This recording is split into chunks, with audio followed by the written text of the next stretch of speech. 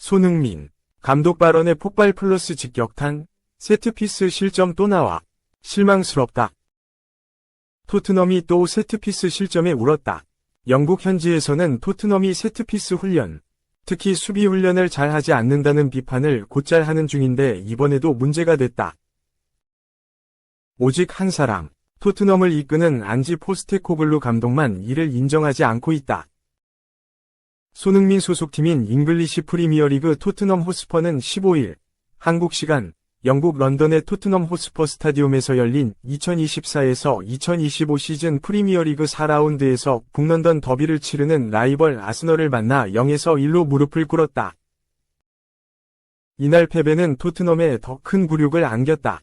우선 아스널과의 맞대결에서 최근 5경기 무승 지옥을 당했다. 1무 4패를 기록하는 등 무승부로 거의 없다. 손흥민이 멀티골을 넣었던 지난해 9월 아스널 홈구장에서의 2에서 2 무승부가 유일하다. 토트넘은 시즌 두 번째 패배를 기록했다. 이날 토트넘은 공격에 무게를 둔 라인업을 꾸렸다. 전방에 손흥민과 도미니크 솔랑케, 브레넌 존슨을 3톱으로 배치했다. 이어 중원 3명으로 제임스 매디슨과 데안 쿨루세브스키, 로드리고 벤탄쿠르가 포진했다. 벤탄쿠르 정도만 공수가 모두 가능하다. 아스널과 정면 충돌하겠다는 포스테코글루 감독 의지가 잘 반영됐다. 라인업 구성이 경기장에서도 고스란히 드러났다. 아스널이 다소 실리적으로 경기를 운영했다. 토트넘이 주도권은 잡았으나 찬스를 살리지 못했다. 전반에 토트넘이 5개, 아스널이 2개 등 총 7개의 카드가 나올 정도로 거친 파울이 속출했다. 이런 가운데 결국 아스널이 한 방으로 토트넘을 눕혔다. 지난 시즌 후반기부터 지적됐던 세트피스 실점이 또 나온 것이다. 후반 19분 코너킥 상황에서 아스널 공격수 부카요 사카가 올려준 볼을 공격 가담한 가브리엘 마갈량이스가 타점 높은 헤더로 골망을 흔들었다. 치명적인 시간에 선제골을 내준 토트넘은 후반 23분 존슨과 벤탄쿠르가 빠지고 윌손 오드베르와 파페사르가 들어오면서 반격에 나섰다. 후반 34분에는 제임스 매디슨을 대신해 토마스 베르너가 들어갔다. 하지만 3명 모두 세밀함이 부족했고 간판 공격수 손흥민과 뭔가 만들어낼 실력도 아니었다. 비겼더라면 그래도 안도의 한숨을 내쉴 수 있는 경기였으나 돌아온 것은 패배였다. 토트넘의 세트피스 실점 문제는 지난 시즌부터 꾸준히 제기됐다. 지난 시즌에도 아스널과의 홈 경기에서 세트피스 때 허점을 드러내면서 2에서 3으로 패했다. 3실점 가운데 세트피스 실점이 2개나 됐다. 이에 패배 뒤 손흥민이 공개적으로 불만을 터뜨린 적이 있다. 포스테코글루 감독이 지휘봉을 잡으면서 기존 안토니오 콘테 감독과 달리 공격 축구 비중을 높였으나 세트피스 공격과 수비가 모두 허술했다. 아스널은 세트피스 전문 코치를 따로 둘 만큼 코너킥과 프리킥 수준이 높다. 반면 토트넘은 전문적인 세트피스 코치가 없다.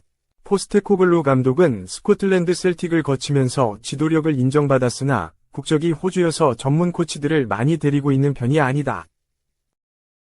결국 5개월 만에 다시 치른 북런던 더비에서 똑같은 방식으로 또 패했다. 이날 아스널은 이상할 만큼 토트넘의 공격을 기다렸다가 받아치는 방식으로 전술을 바꿨다.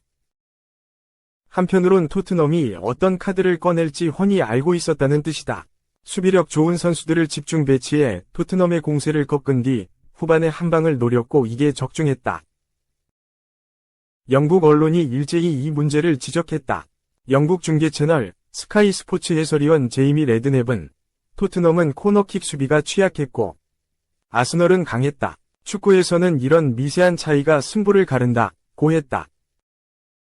영국 공영방송 BBC는 경기 직후 포스테코글루 감독은 세트피스 수비에 대해 걱정하지 않는다고 말했으나 세트피스 수비에 대해 조금 더 고민하고 걱정해볼 필요가 있다고 지적했다. 하지만 포스테코글루 감독은 이번에도 자신의 실패를 인정하지 않았다. 잘 막아냈는데 한 번 실수했다는 게 그의 해명이다. 우린 대부분의 세트피스를 잘 처리했지만 한순간에 실수가 나오면 대가를 치러야 한다. 는 포스테코글루 감독은 아스널은 세트피스에서 매우 위협적인 팀이다. 패스는 정확했고 마갈량이스는 항상 세트피스에서 위협적이다. 로메로 한 명이 아니라 모두가 그를 놓쳤다. 대가를 치렀다. 고 분석했다. 선수 탓을 했다고 해도 과언 아니다.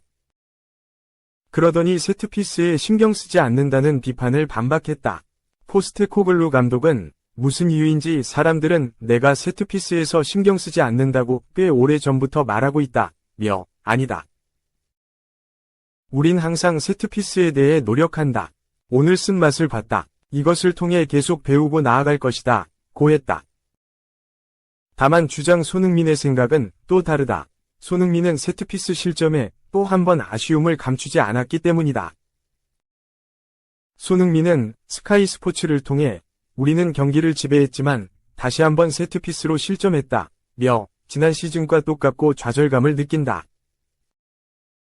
팬들도 실망스러웠을 것이라고 생각한다. 우리는 발전해야 하고 힘겨운 순간이지만 똘똘 뭉쳐야 한다. 고 외쳤다. 지난 시즌 북런던 더비 이후에도 손흥민은 세트피스 실점에 대한 큰 실망을 전했고 손흥민이 포스테코글루 감독의 생각에 반기를 들었다는 해석도 나왔다. 이번에도 포스테코글루 감독 생각과는 견해가 달랐다. 손흥민은 상대의 세트피스 공략에 대한 빠른 대처를 주문했다. 이제 포스테코글루 감독이 능력 보여주는 일만 남았다. 2. 김민재 처음부터 마음에 안 들어. 오른쪽 화살표 난 마음에 드는데? 미넨 단장. 김민재 향한 무한 신뢰. 더 리으트 판매? 김민재 있잖아. 김민재를 무한히 신뢰하고 있었다. 바이에른 미넨의 막스 에베를 단장은 16일 한국 시간 독일 매체 스포르트1과 인터뷰를 통해 바이에른 미넨 팬들은 마티아스 더 리으트를 지키길 원했다. 하지만 우리는 그를 팔아야 했다. 김민재와 다이오 우파메카노가 더 높은 위치에서 수비할 수 있었기에 편안했다. 그러던 중 더 리으트를 향한 제안이 들어왔고 그를 팔게 됐다. 라고 설명했다. 바이에른 뮌헨은 새로운 시즌을 앞두고 올여름 수비진 개편을 진행했다. 지난 시즌 슈투트가르트에서 좋은 모습을 보인 일본의 이토 히로키를 전격 영입했다. 이어 더 리으트를 맨체스터 유나이티드에 판매했다. 이 과정에서 바이에른 뮌헨 팬들은 더 리으트 판매를 반대하는 청원을 진행하기도 했다. 하지만 바이에른 뮌헨은 이에 굴하지 않고 더 리으트 매각에 성공했다. 자연스레 바이에른 뮌헨의 김민재는 이번 시즌 팀의 주전 자리를 차지했다. 작년 여름 나폴리를 떠나 바이에른 뮌헨에 입단한 김민재는 아쉬운 지난 시즌을 보냈다. 시즌 초반에는 경쟁자들의 부상으로 홀로 굳건하게 팀을 지켰다. 덕분에 15경기 연속 풀타임이라는 진기록을 세우기도 했다. 하지만 지난 1월 아시아 축구연맹 2023 카타르 아시안컵에 출전하며 잠시 자리를 비운 사이 바이에른 뮌헨은 겨울 이적 시장을 통해 에릭 다이어를 새로 영입했다. 그리고 토마스 투엘 전임 감독은 김민재 대신 다이어를 적극 기용했다. 자연스레 김민재는 주전에서 밀렸다. 그는 레알 마드리드와 유럽 축구연맹 챔피언스리그 4강 1차전 등 중요한 경기에서 기회를 받기도 했지만 연이어 실책을 저지르며 UCL 탈락의 원흉이 되고 말았다.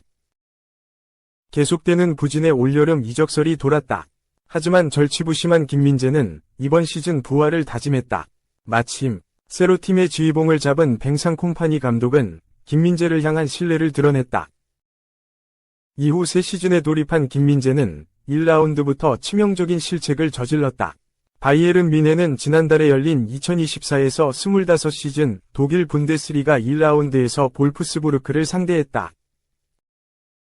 그리고 이 경기에서 선발 출전한 김민재는 후반 10분 상대 공격수의 압박을 피해 백패스를 시도했다. 그런데 여기서 상대에게 볼을 뺏겼고 이는 곧바로 실점으로 이어졌다. 덕분에 1에서 2 역전을 허용한 바이에른 뮌헨은 이후 3에서 2 역전승에 성공했지만 김민재만큼은 웃을 수 없었다. 이에 바이에른 뮌헨의 레전드인 로타어 마테우스는 김민재는 빠른 패스 게임 상황에서 안정적이지 못하다.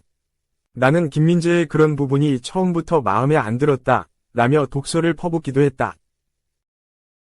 하지만 콤파니 감독은 김민재를 꾸준히 신뢰했다. 그 결과 김민재는 이어진 2라운드 프라이부르크전과 3라운드 홀슈타인 킬전에서도 선발 출전했으며 최고의 활약을 펼쳤다. 스스로 다시 바이에른 뮌헨 팬들의 신뢰를 얻는 데 성공했다. 이에 에베를 단장도 거들었다. 에베르 단장은 올여름 내내 김민재에게 신뢰를 드러냈던 인물이다. 자연스레 그는 더 리흐트를 판매하게 된 배경을 설명하며 김민재를 치켜세웠다. 한편 과거 아약스, 네덜란드에서 에릭 텐 하흐 감독과 한솥밥을 먹었던 더 리흐트는 맨유로 이적하며 텐 하흐 감독과 재회했다. 그리고 지난 14일에 열린 2024에서 25시즌 잉글랜드 프리미어리그 5라운드에서 사우스햄튼을 상대로 데뷔골을 터뜨리며 본격적인 활약을 예고했다.